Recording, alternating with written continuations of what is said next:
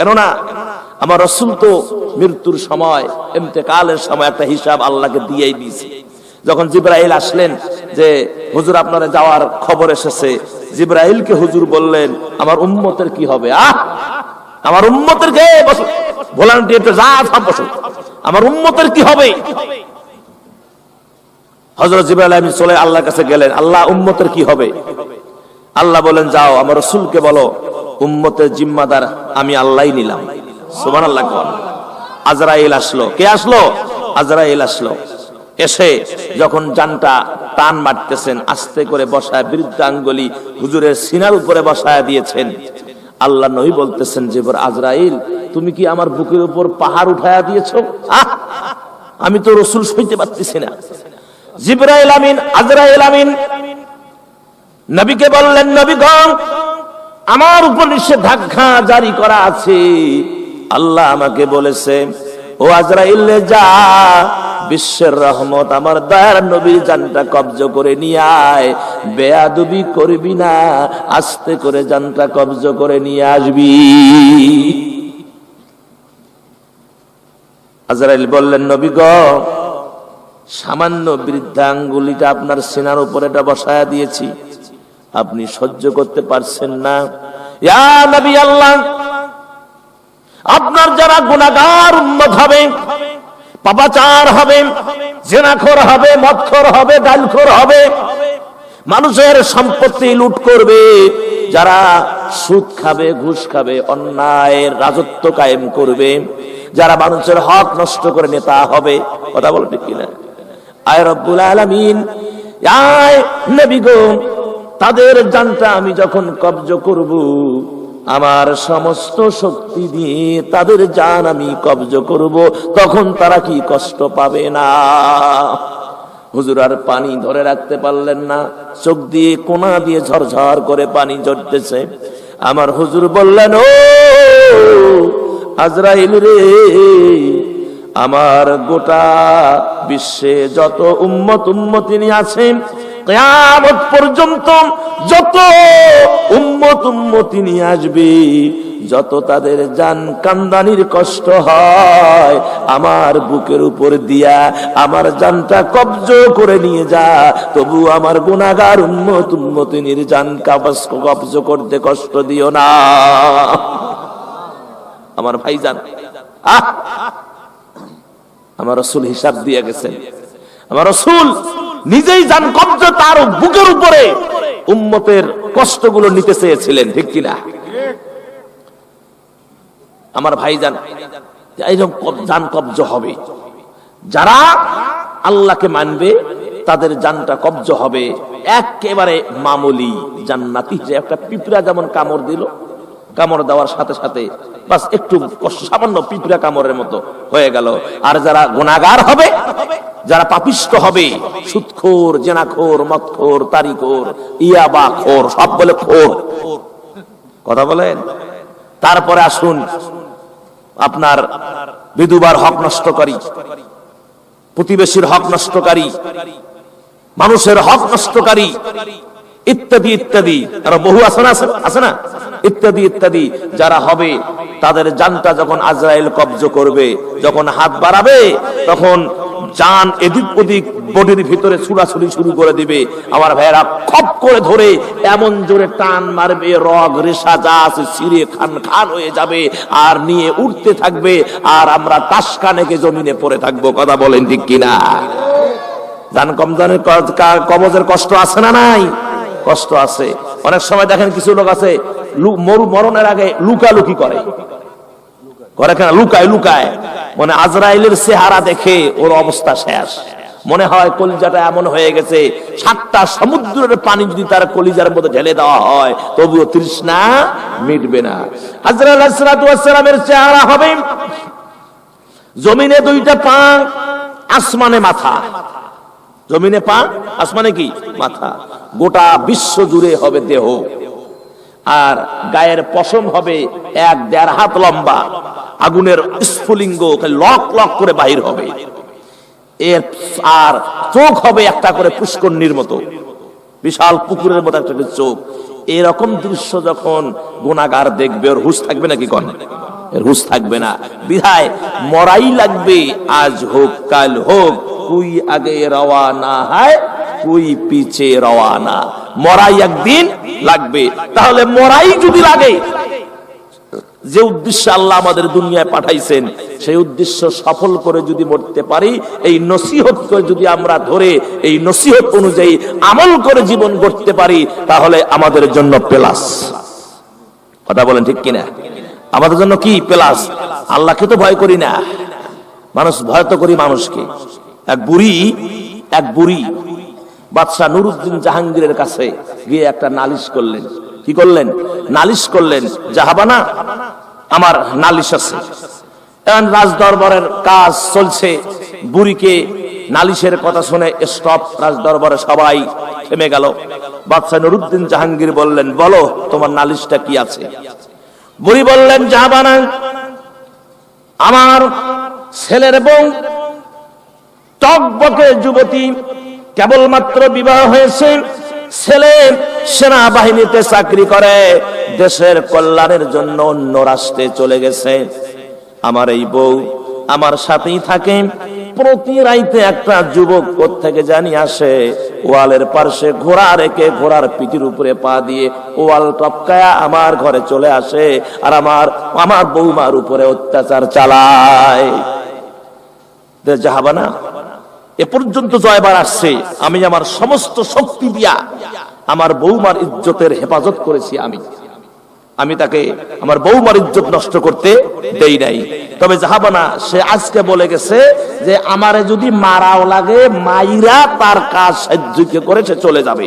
বিধায় আমি নিরুপায় হয়ে, যেহেতু আপনি ইসলামী রাষ্ট্রনায়ক, এদেশের বাদশা নুরুদ্দিন জাহাঙ্গীর, জাহাবানা আমার প্রেয়ার আপনার কাছে, আজকের এই রজনীটা আমারে ভিক্ষা দেন, পাহারার ব্যবস্থা করেন। আমি আগামীকাল প্রত্যুষেই আপনার রাষ্ট্র ছেড়ে অন্য রাষ্ট্রে চলে যাব, অথবা আপনি আমার বৌমার ইজ্জতের হেফাজতের দায়িত্ব নেন। দুইটা কথা বললেন, হয় আমার বৌমার ইজ্জতের হেফাজতের দায়িত্ব নেন, অথবা আমাকে রাতটা সময় দেন। যেহেতু যুবক আজকে রাত্রে আসতে চেয়েছে, আমাকে মেরেই ফেলবে, আমাকে সময় দেন, কালকে এই রাজ্যে থাকবো না, অন্য রাষ্ট্রে চলে যাব। সম্মানিত ভাইয়েরা, নুরুদ্দিন জাহাঙ্গীর কোনো কথাই বললেন না। আবার বুড়িবার রিপিট করলেন, দুইবার কিছুই বললেন না। তিনবার যখন বললেন, জাহাবানা কি হলো, কেন আপনি বলছেন না? রাগ হয়ে বুড়িমা তখন জাহাবানার সামনে চতুর্থবার বললেন, ও আল্লাহর বান্দা শোনো, ওই মুসলমানদের শাসক হয়ে আমি আবেদন করেছি, তুমি শুনলা না?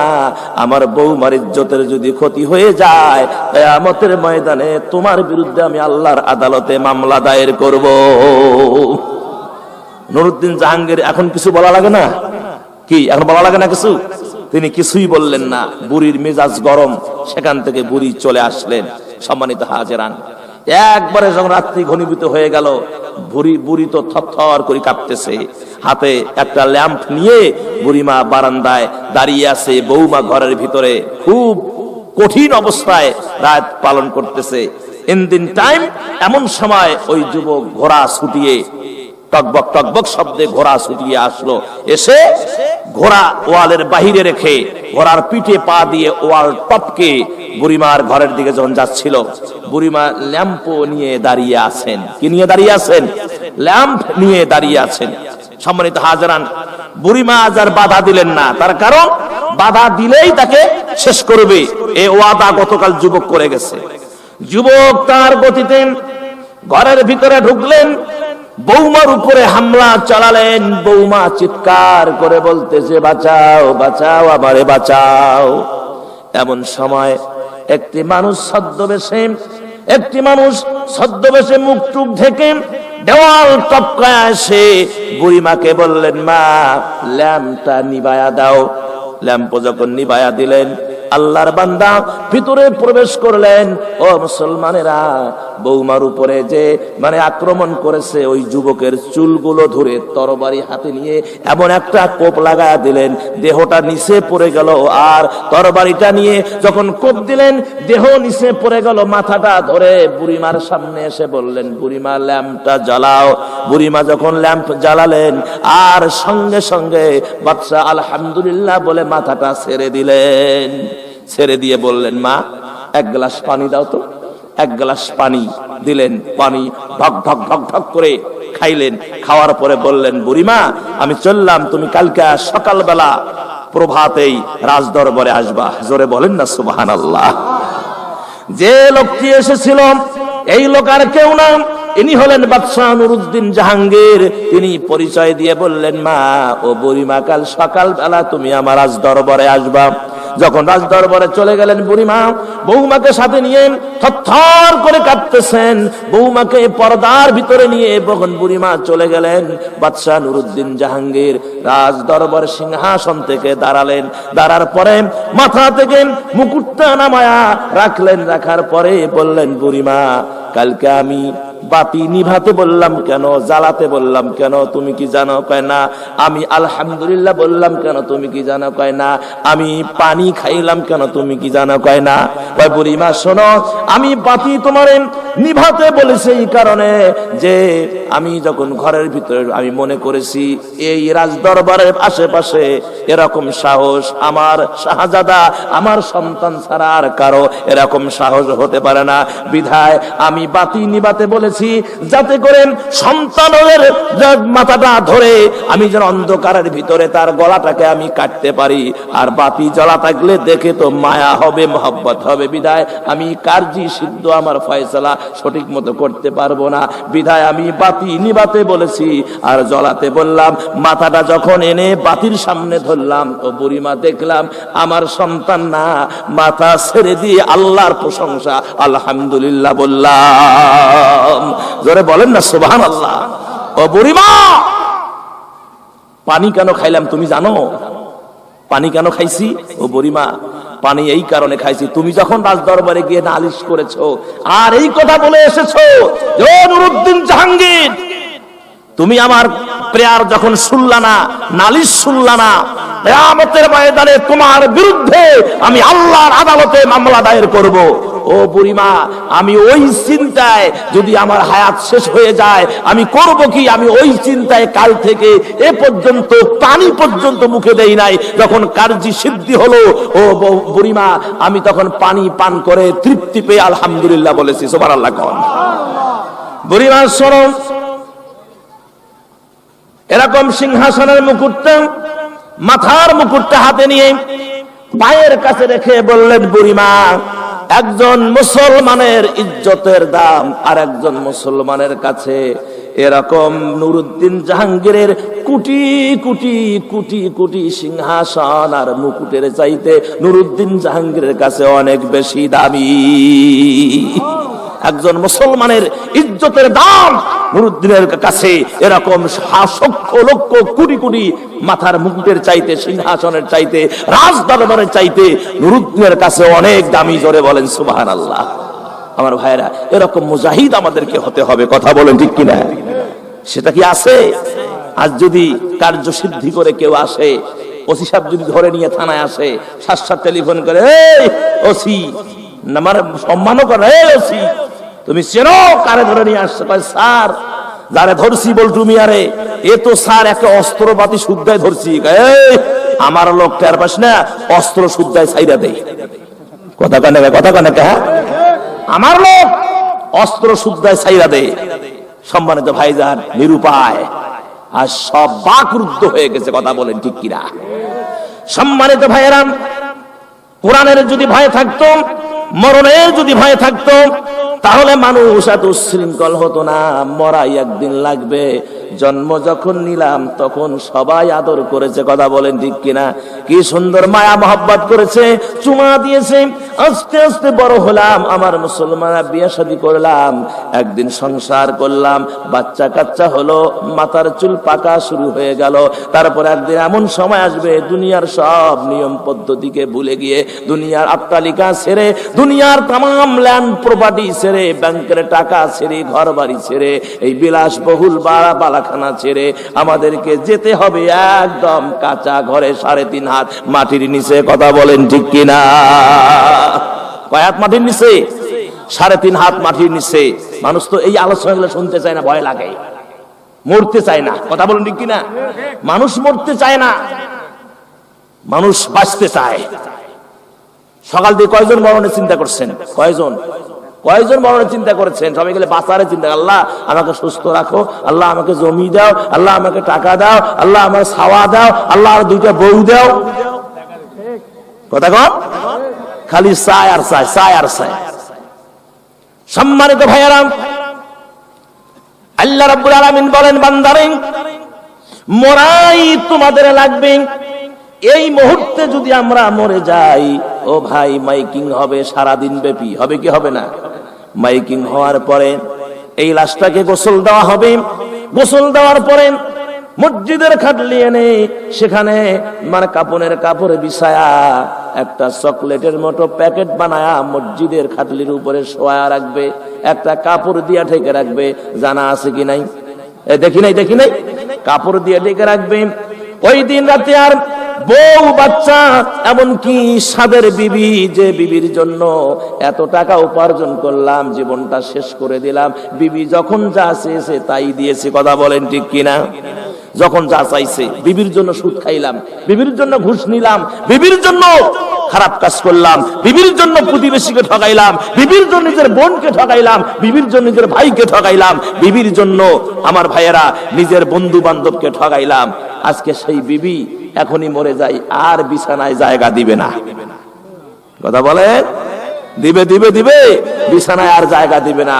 যখনই শুনবে যে স্বামী মরে গেছে, আর এই লাপের বিছানায় জায়গা নাই, বলবে যে বাবা তোমার আব্বা মরে গেছে, বাবা তাড়াতাড়ি বাহির করে, বাবা তোর বাবাকে তোমরা ওই কি করো, বাহির আঙ্গিনায় ওখানে শোয়া রাখো, আর বিছানায় আর বুকে জায়গা দেয়। এ মুসলমানেরা, আল্লাহ রাব্বুল আলামিন বলেন, ও দুনিয়ার মানুষেরা, তোমরা তাকায়া দেখো, সকালবেলা সারাদিন ব্যাপী মাইকিং হয়। মাইকিং হওয়ার পরে একটা সময় নির্ধারিত হয় যে অমুক সময় জানাজা হবে। এর ফাঁকে কেউ বাঁশ কাটতে যায়, এর ফাঁকে কেউ খন্তা কোদাল নিয়ে কবর খনন করতে যায়। কথা বলেন ঠিক কিনা? কবরের স্থানে গিয়ে সুন্দর করে কবরের বাড়িটা খনন করা হয় 3.5 হাত ডিপে। আমার মুসলমানেরা, বাঁশ কাটা হয়ে বাঁশের খাটলিগুলো সুন্দর করে কবরের সাইডে রাখা হয়। আর মসজিদের ইমাম সাহেব এসে সুন্দর করে একটা জানাজা নামাজ পড়ায় দেয়। জানাজা নামাজের আগে লোকজন যখন দাঁড়িয়ে যায়, হুজুর হেদায়েতের আলোচনা করে আর বলে, এখন আপনাদের সামনে এই মরহুমের বড় সন্তান 2টি কথা বলবি। বড় সন্তান দাঁড়ায় বললে, চোখের পানি মোছে আর বলে, ভাইজান আমার আব্বা তো মারা গেছে, তো আমার আব্বা তো এখন যদি কেউ কোনো কিছু পেয়ে থাকেন, টাকা পয়সা ইত্যাদি ইত্যাদি, আমারে জানাবেন, তাহলে আমি ইনশাআল্লাহ এটা পরিশোধ করার চেষ্টা করবো। ঠিক কিনা? বলার পরে হুজুর জানাজার নামাজের নিয়ত বলে দিলেন যে আমি একে বললাম কি হইয়া ফরজে কিফায়ার নামাজ, এই মাইয়াতের ফরজে কিফায়ার নামাজ 4 তাকবীরের সহিত আদায়ের নিয়ত করিলাম। আল্লাহু আকবার। নিয়ত শুরু হয়ে গেল। তারপরে দোয়া হলো। দোয়ার পরে ডাইনে বামে আসসালামু আলাইকুম ওয়া রাহমাতুল্লাহ, আসসালামু আলাইকুম ওয়া রাহমাতুল্লাহ। ডানে বামে সালাম দিয়ে আল্লাহর বান্দাকে যখন কাঁধে করে নিয়ে কবরের দিকে রওনা হয়, কবরের দিকে রওনা হয়ে আমার ভাইজান এই মরহুম ব্যক্তি বলেন, হায় হায় তোমরা কই আমারে নিয়ে যাও? না না, আমি যাব না, আমি যাব না, তোমরা কই আমারে নিয়ে যাও? এই আর্তনাদ পৃথিবীর সব শোনে, শুধু মানুষ শোনে না। কবরের কাছে নিয়ে 2 জন বসে যায়, ভেতরে নেমে যায়। নিচে গেটো দিয়ে, লঙ্গির নিচে গেটো দিয়ে দুইজন নেমে যায়। নেমে গিয়ে খাটলি থেকে আস্তে করে লাশটা বুকের মধ্যে নিয়ে আস্তে করে শোয়া দেয়, বাঁশের খাটলিগুলো বিছায়া দেয়, তার উপরে ধারাই দেয়, মাটি দিয়ে শেষ দোয়া করে চলে আসে। কেউ নাই, কথা বলে, স্ত্রী নাই, সন্তান নাই, মা নাই, বাবা নাই, ভাই নাই, বোন নাই, আত্মীয় নাই, স্বজন নাই, বন্ধু নাই, বান্ধব নাই। হায় রে মুসলমান, দিনের বেলা যদি হয় কবরটা অন্ধকার হয়ে গেল, আস্তে আস্তে সন্ধ্যা যখন হয় শিয়াল ডাকতে থাকে হুক্কা হুয়া হু, হুক্কা হুয়া হু। কথা বলেন ঠিক কিনা?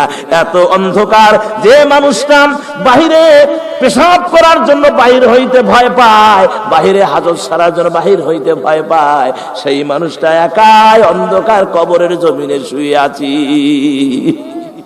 এ পরিস্থিতি আসবে কি আসবে না? ধরে কোন আসবে কি আসবে না?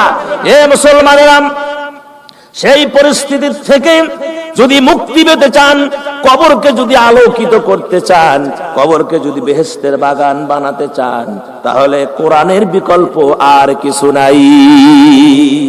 কোরআনের সংস্পর্শে এসে রাসূলের তরিকা অনুযায়ী জীবন গড়তে হবে। যদি গড়তে পারেন, কবরে রাখার সময় সাথে সাথে কবরটা জান্নাতের বাগান হয়ে যাবে। সুবহানাল্লাহ।